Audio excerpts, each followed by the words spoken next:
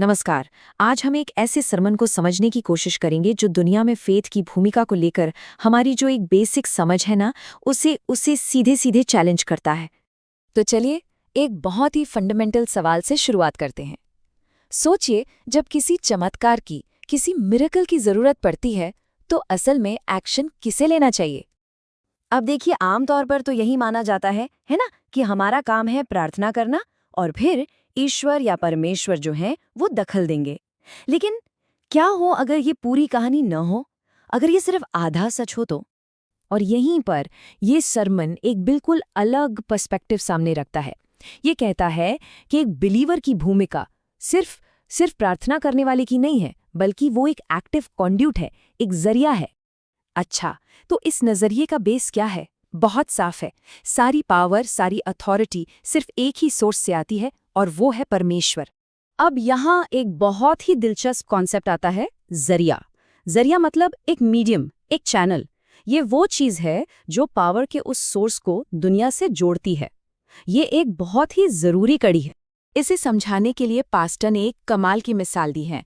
वो परमेश्वर की तुलना करते हैं एक बहुत बड़े पावर स्टेशन से। सोचिए, पावर स्टेशन में तो करंट है, बिजली है, लेकिन उसे घरों तक पहुंचाने के लिए एक तार, एक वायर की जरूरत तो पड़ेगी ना। तो इस सरमन का तर्क ये है कि वो तार, वो मीडियम खुद एक बिलीवर है। तो अगला सवाल जाहिर है, अगर एक बिलीवर ही वो तार है तो उसे ये अथॉरिटी मिली कहाँ से? और इसका जवाब सरमन के मुताबिक सीधे सीधे धर्म ग्रंथ के आदेशों में है। पास्टर इस बात पर जोर देते हैं कि ये जो चीजें हैं ये कोई सजेशंस नहीं है, ये तो डायरेक्ट कमांड्स हैं, सीधे सीधे आदेश हैं जो फॉलोअर्स को दिए गए। और भाषा एकदम साफ है, तुम ये काम करो। और ऐसा नहीं कि ये बात सिर्फ एक ही जगह कही गई हो। ये जो आइडिया है ना डेलीगेटेड अथॉरिटी का, ये धर्म ग्रंथ में बार बार सामने आता है। अच्छा, तो इससे एक और बड़ा सवाल खड़ा होता है कि भाई, अगर ये अथॉरिटी दी गई थी तो असलियत में इसका इस्तेमाल इतना कम क्यों दिखता है? समन इस मुश्किल सवाल से भी पीछे नहीं हटता। पास्टर यहाँ उन डिसाइपल्स की कहानी याद दिलाते हैं जो एक दुष्ट आत्मा को निकालने में फेल हो गए थे, और फिर उन्होंने यीशु से पूछा कि हम क्यों नहीं कर पाए। सोर्स के हिसाब से यीशु का जवाब सिर्फ एक शब्द था, लेकिन बहुत पावरफुल शब्द था, वो अविश्वास। तो मतलब साफ है, पावर भी थी, अथॉरिटी भी दी गई थी, लेकिन जो रुकावट थी, जो बैरियर था, वो खुद डिसाइपल्स का अपना अविश्वास, उनका लैक ऑफ फेथ था। और ये जो बात है ना, ये सोच में एक बहुत बड़े शिफ्ट की तरफ इशारा करती है। मतलब सिर्फ मांगने वाले पोस्टर से हटकर अब काम करने वाले, एक्शन लेने वाले पोस्टर की तरफ बढ़ना। देखिए, सरमन के हिसाब से जो आम तरीका है वो एक प्रार्थना का है, जिसमें यीशु से कहा जाता है कि किसी को ठीक कर दें। लेकिन सरमन एक दूसरे तरीके की बात करता है, एक सीधा कमांड।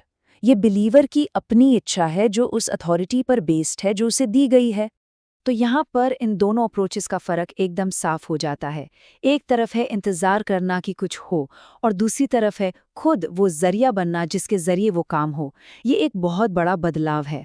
अब जाहिर है, ये जो नया पर्सपेक्टिव है, ये हर बिलीवर पर एक बहुत बड़ी जिम्मेदारी भी डालता है, और यही हमें सरमन के फाइनल कंक्लूजन तक ले जाता है। सरमन का निचोड़ ये है कि ये सारे काम, ये परमेश्वर को स्वर्ग से नहीं करने हैं, नहीं, बल्कि ये बिलीवर्स की अपनी जिम्मेदारियां हैं जिन्हें उन्हें यहीं धरती पर पूरा करना है।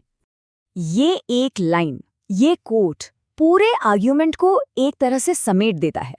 अथॉरिटी ट्रांसफर कर दी गई है और उसी के साथ एक्शन लेने की जिम्मेदारी भी।